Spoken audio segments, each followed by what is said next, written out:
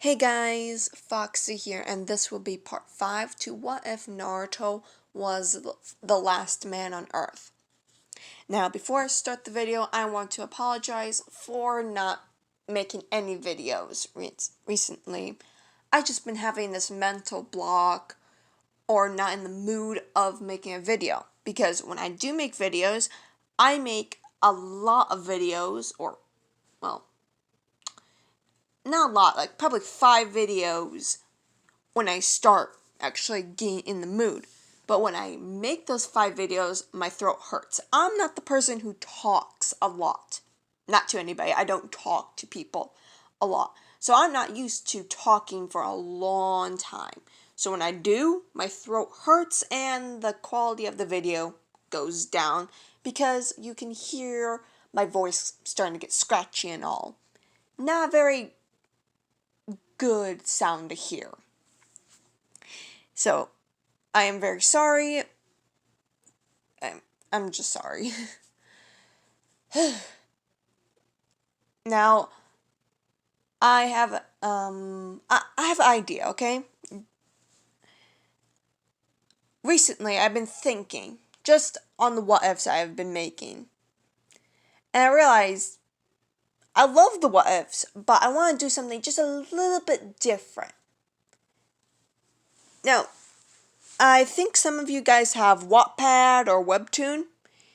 You know, people making their own characters and putting them into different scenarios, like uh, uh, your own. I'm sorry, I did not think this through. Um, okay, how do I put this into words? I want to try to, you, you know, make a life for my OCs. This is just an idea I want to test out. I don't know if it's going to go good. I don't know if it's going to go bad. I have no clue. But I think it's a good idea just to. Okay, I'll just describe this at the end of the video because I'm pretty sure you guys do not want to hear me scrambling over my own words trying to explain the idea I have. So I'm going to just describe it in the end. So, yeah. Let's get on to the video and. Yeah. Kushina's POV. I stared at the boy in the hospital bed. He looked so adorable with those plump cheeks and whisker marks. But I felt a little bad. After all, we did take him away from his home and carried him all the way here. I looked over to my wife. Honey, are we doing the right thing? Honestly, I don't know. I really don't know. But we can't just leave them up there. But you know we're going to be in a lot of trouble. I know. If you know that, what are we going to do to prepare? That's a good question. All of the villages will be after him. I don't know. Honestly, I don't know what we're going to do. But we can't let him go into other hands, right? We can't. He looks so scared. Well, he has a right to be. After all, oh, how long was it ago? It was pretty long ago when we conquered the world. Then we enslaved, killed the men. And those stories probably been passed down from generation to generation. He has a right to be scared. We're like the boogeyman of his nightmares. But how are we going to, get through to him? Well, first we have to integrate him slowly. So I think we should get our children involved. Just them two. Just to, make a ground for him. Then when he gets used to them, we take another person in. Then another and another until he gets used to it. What if he never gets used to it, honey? What if he instead wants to attack and kill us? Honey, do you think he can actually kill us? Really? A cornered animal is more dangerous than not. Alright? He is cornered right now. So I think he will do anything to get out of this, even though it's not logical. You're right. You're right. Either way, I have to go back to the Hokage's office. The mountain of paperwork won't finish itself. That's true, that's true. Have a good day, I said, with a bit of longing in my voice. You too, my love said as she kissed my head and walked away. What are we going to do with you? I spoke to myself as I looked at the boy. He looked peaceful.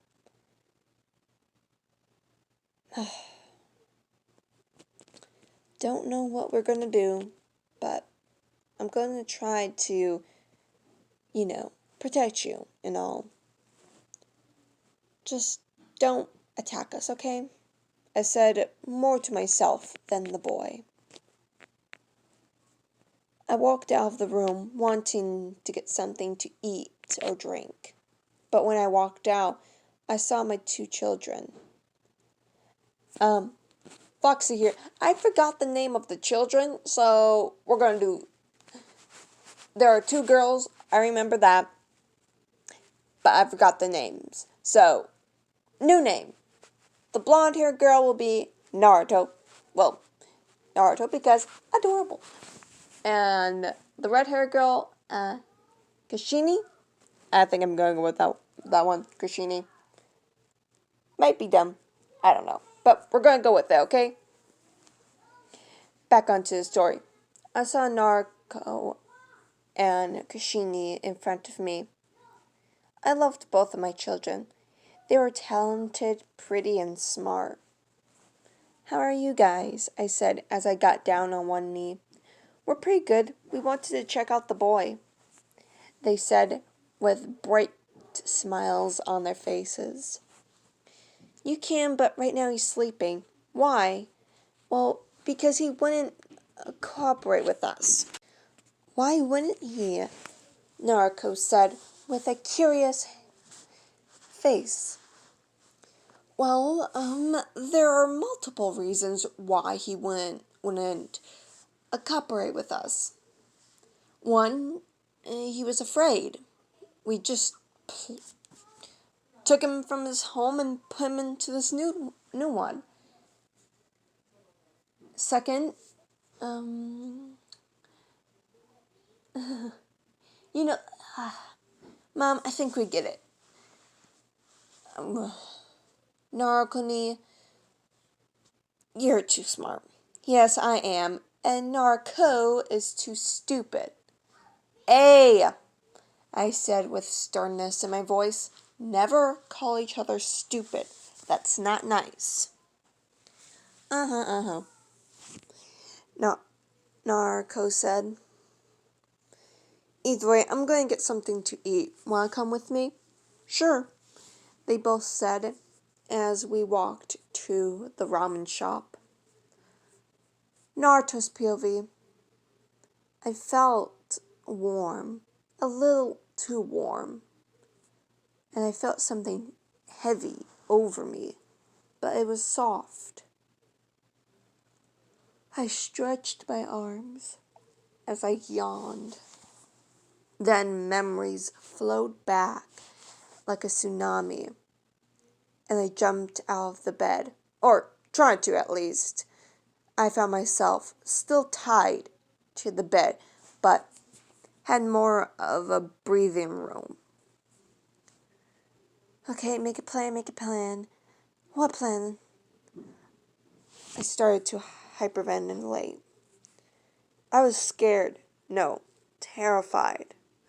And I was in a village filled with monstrous women. I started to shake. Tears poured from my eyes. Everything went blank. I know I shouldn't be crying right now. I should, make a plan, make something.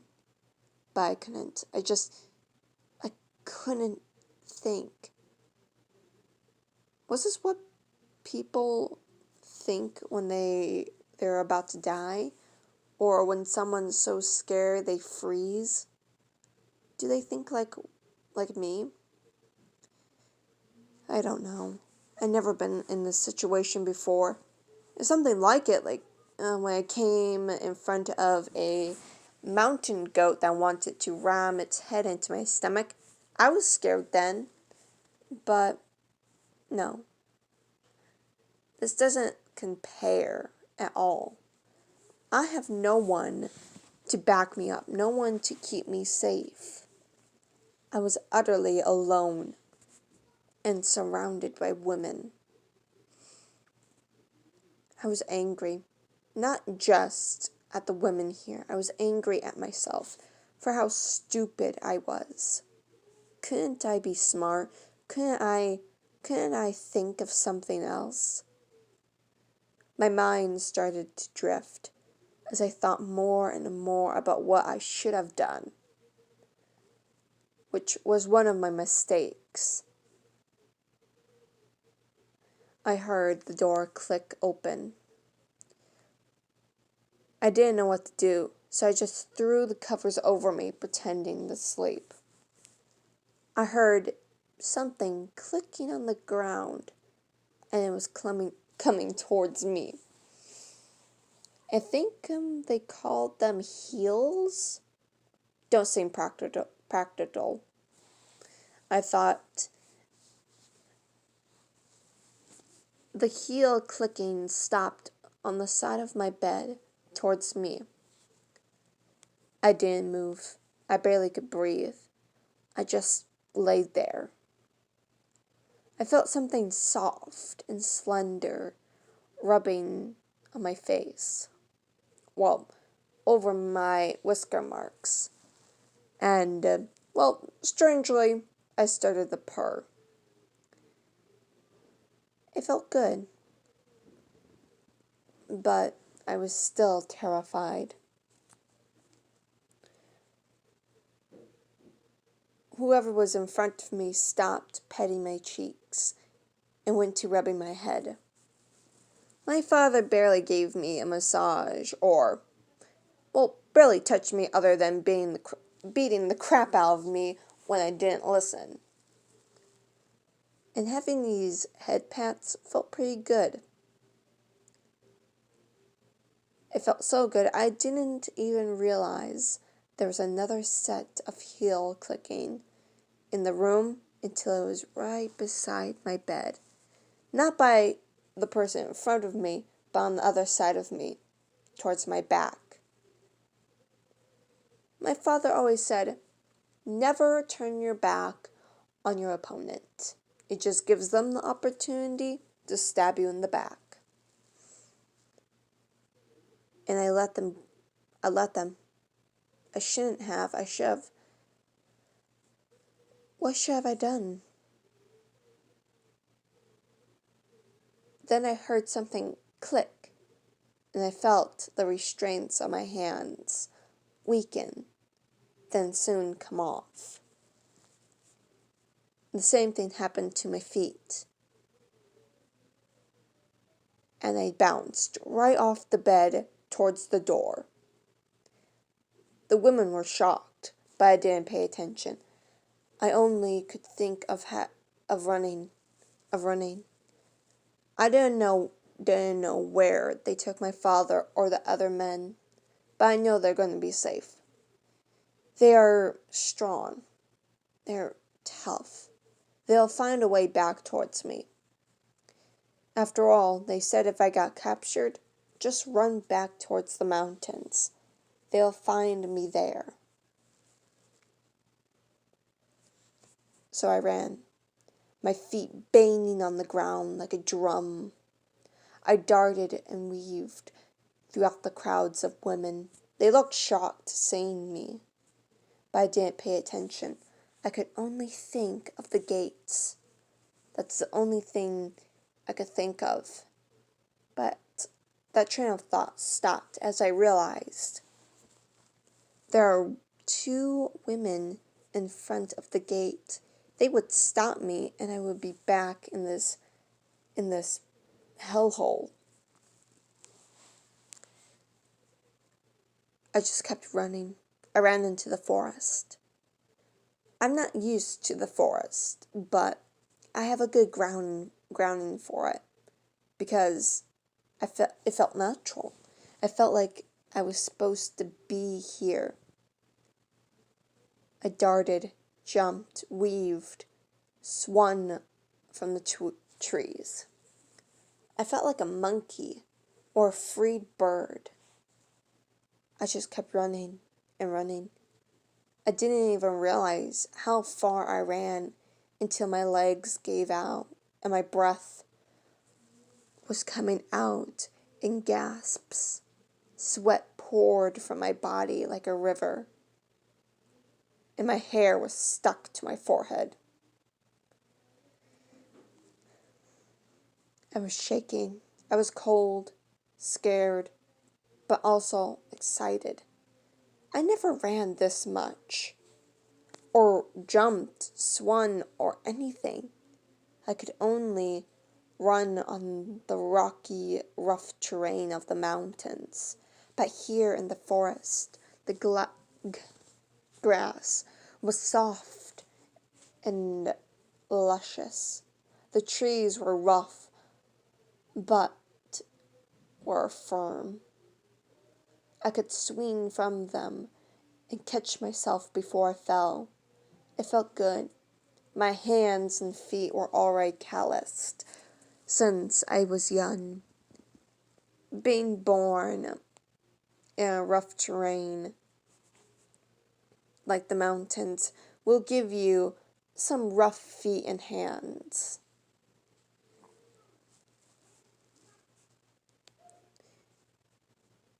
After a few minutes, I got up.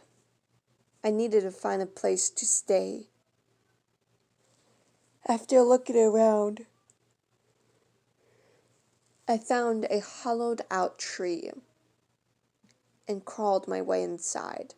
I got stuck a few times, but I just wiggled and broke a few pieces off from the tree and was now safe, I think. Just in case, I covered the hole with some branches and other things just to keep this place hidden. My eyes started to droop and I started to fall back into slumber. As I did, I could hear something whooshing past the trees. The leaves rustled. The trees, well, they thrummed with something. But I couldn't pay attention. My head was already drooping. And a bit of drool was, coming out. But still, I couldn't care any less.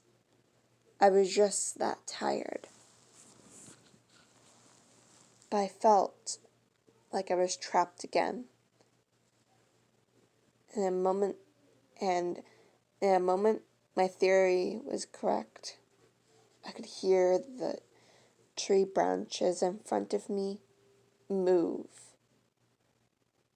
And I know that I was found. But I didn't care. I was just that tired and fell into slumber. Minato's POV. I hate paperwork. I hate it. I absolutely hate it. Why can't we do something else? I'm the Hokage. I should be doing something else, not this stupid paperwork, I thought as I banged my head on the table. Piles of paperwork were all over my desk. And my wife banned me from using the shadow clones to help me out, which was a sad endeavor. As I was moping, the door swung open with a bang, and Kakashi was in front of me, looking panicked. "What is it, Kakashi?" I said with a groan. "The kid, he's gone," she said with panic lacing her voice. Everything froze that moment. My heartbeat stopped. My blood ran cold. And I couldn't even utter a sound. "What do you mean he's gone?" I said with sternness lacing my voice. "Like what it says. He is gone. He ran out from the hospital. Now where is he? That's the problem. We don't know where he is. We thought he would go towards the gates, but when we got there, the gate guard said they saw no one coming out or in. So he probably ran somewhere else. Where could he ran? He is not in the. Sorry, Sensei. I need to catch my breath. Okay. So he's nowhere near the citizens.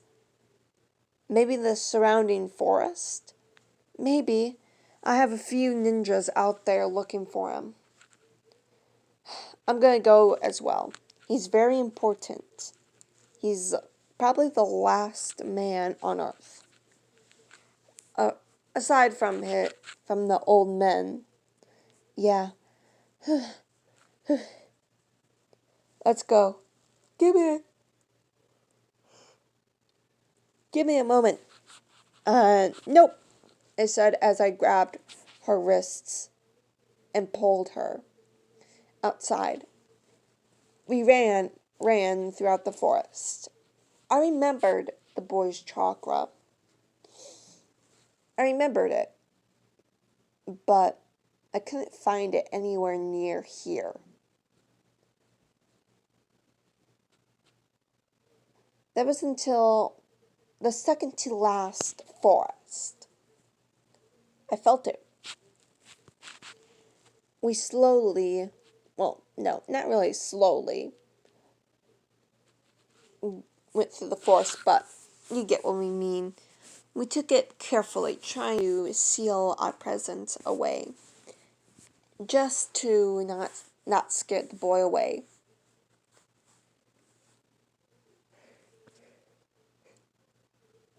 Once I locked onto the chakra, I found the boy in a hollowed out tree covered with tree branches, a few leaves, and a bush. A pretty good hiding spot, but utterly useless while coming towards ninjas. I sighed as I took apart the makeshift hiding spot and saw the boy there, sleeping, looking utterly exhausted. I reached my arms out and grabbed him, pulling him towards me.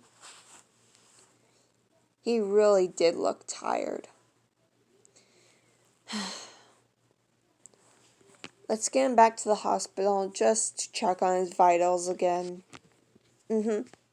Kakashi said as we flickered away from here. And this will be the ending of part 5. I am sorry it's going so slowly. I was still pretty much blocked on this part. I don't know how to move forward. But I'll try, but it'll take a little while. Either way, back onto what I was saying in the beginning of this new idea I had in my head. I was thinking of making my own characters and putting them in TV shows or anime, alright? Because for Naruto, when I do the what ifs on Naruto, I try to stick as close to the character he is and try not to change him too much. But I find that a little bit difficult because I am a artist and a writer. Or I'm trying to be a writer. I have a few ideas and I have been writing them. I just haven't been publishing them yet on Wattpad. So I like to make my own characters and situations because I have more freedom in that aspect. So I just want to try something new. I don't know if you guys are going to like it or not, but I want to try putting my own character into a into an anime or TV show, just focusing around them. I just want to do that. I just want to see how it goes. If you guys like it, I will continue. If you guys don't, I would just leave it until someone else wants me to continue with it. This is just an idea, alright? I am planning to actually make it right after this video is done, just to